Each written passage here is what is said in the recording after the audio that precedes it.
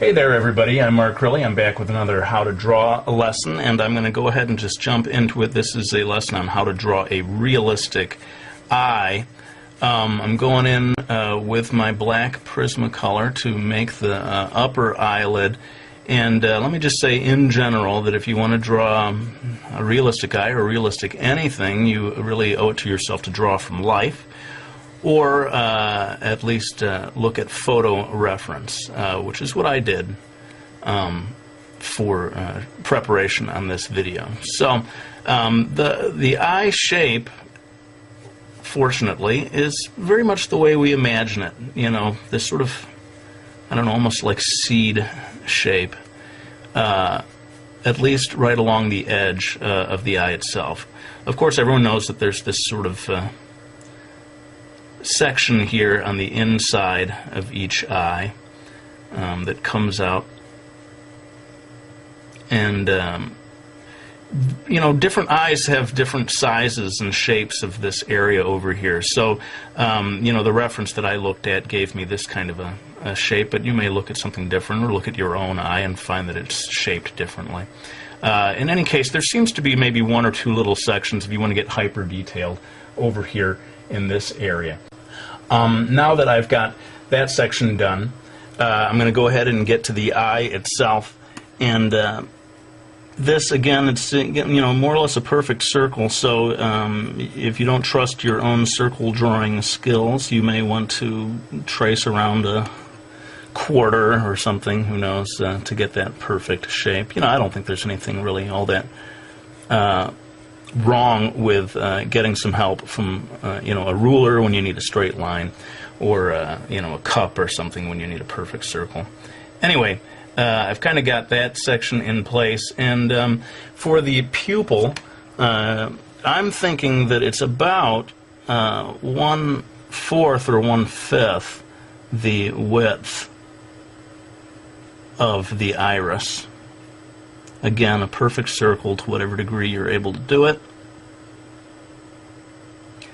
And then I'm going to put in a sort of a highlight area over here that, you know, maybe is sort of the suggestion of a window in the wall that's providing some light there. Okay. Now I'm going to jump in and do the eyelashes. This is a female eye, and maybe someone who's wearing quite a bit of mascara, who knows. So I'm going to go ahead and give a nice thick, dark, full eyelash area over here.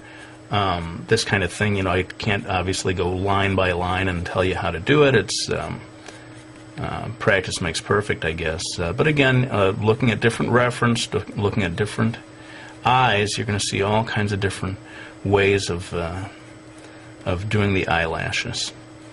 And the only thing is that at the bottom, you want to create a little bit of a separation between the eyelash area and the actual, you know, flesh of where the eyelid meets the eye. This is that line. The second line down here is where the eyelashes are going to come out, and they start quite thin, you know, down in over here on this section, and as they go along, they get thicker and thicker. At least in the reference that I was looking at. And having got that section done, we've kind of got the basic shape in place, with the basic guidelines for the eye itself. Now, again, every eye is different, but most eyes are going to have some kind of a eyelid. And this one that I looked at for reference had quite a, I guess you'd call a heavy eyelid, which means that the line of the eyelid is pretty distant from the line of the eyelash. Again, looking at different things, look at your own eye, you may find that that line is a lot closer. And in some Asian eyes, there's almost no line at all of eyelashes.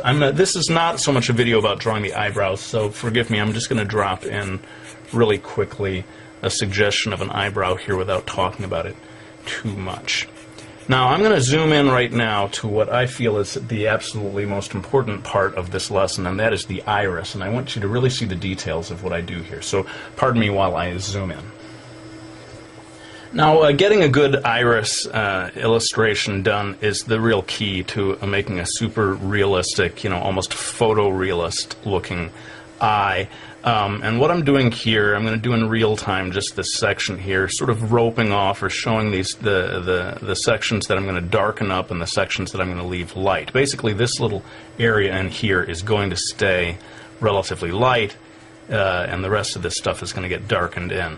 Now, I know people like a real-time video, and people don't like when I time-lapse, but seriously, this one I could spend a whole half hour just on the iris itself. So I'm going to time-lapse this part, but I'll come back to explain a little about the choices I made.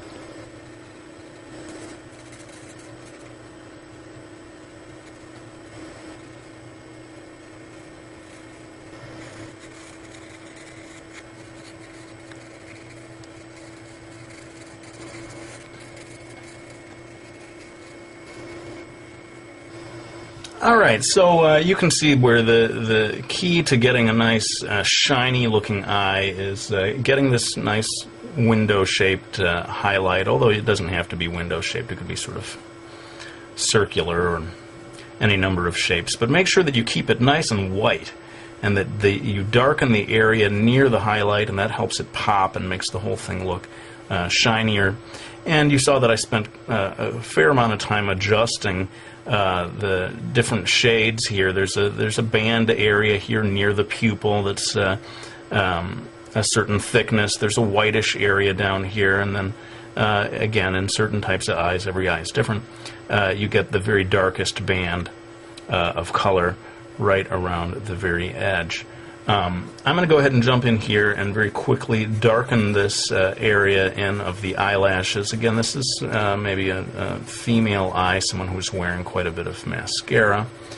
And with that, we're starting to come into the home stretch on this video. And again, to keep things a reasonable length, I'm going to have to do some of this in time-lapse. But hopefully it won't be anything that you couldn't follow along with. Basically, I'm going to be adding shading to make the whole thing look a little more 3D. And again, I'll come back to explain a little bit about the choices I made.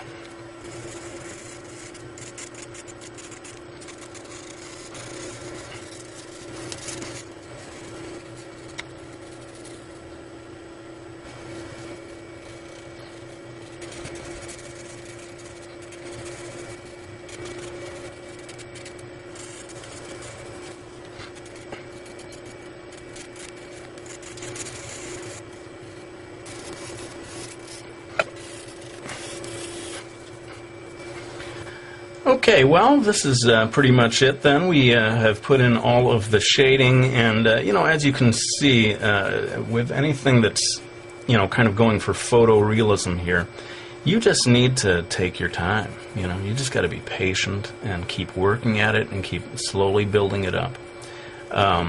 That's why I pretty much had to time-lapse through a lot of the stuff on this video. Those are the requirements of doing something truly realistic. And in many ways, if this is the kind of art style that you want to do, the most important thing that you need to learn is patience. You can draw almost anything so long as you're willing to commit the time to it. So that's pretty much it for this video. I hope you found it useful, and if you want to see me do more realistic stuff like this, by all means, let me know. I'd be happy to do a whole series of videos like this. This is, of course, what I was trained to do in my youth. If you are able to draw like this, I think it does help you to draw in any other style even better, or to just bring something extra to it, whether it's the manga style or even just a cartoony style. If you know how to draw this way, you're going to be able to draw in any style at a higher level. I think it's safe to say. Well, let's go ahead and put the pencil down. I hope you all enjoyed watching this video. I won't show the cover of the book, but I do want to thank people for buying my Miki Falls series or any of my books. I really do appreciate your support. It means so much, and it does allow me to keep doing these videos. Thanks for watching. I'll go ahead and end this one with my usual promise that I'm going to be back with another one real soon.